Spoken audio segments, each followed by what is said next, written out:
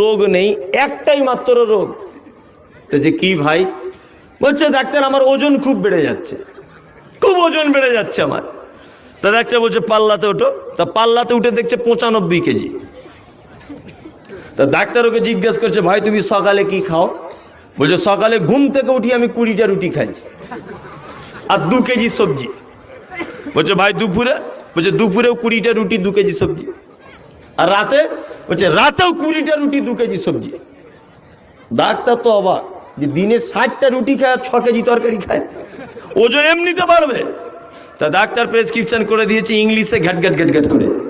ওর দেখে নিয়ে চলে এসেছে, মূর্খ সূর্খ লোক বুঝে না। ফার্মিসওয়ালাকে দেখিয়েছে, ফার্মিসওয়ালা দেখে বলছে ভাই আপনার তো কোনো ঔষধ লেখা নেই, এখানে একটা জিনিস বলা আছে। বলছে কি? বলছে সকালে 10টা রুটি, দুপুরে 10টা রুটি, রাতে 10টা রুটি। 1 মাস পরে ডাক্তার তোমাকে দেখা করতে বলেছে। বলছে তাহলে তাই হবে।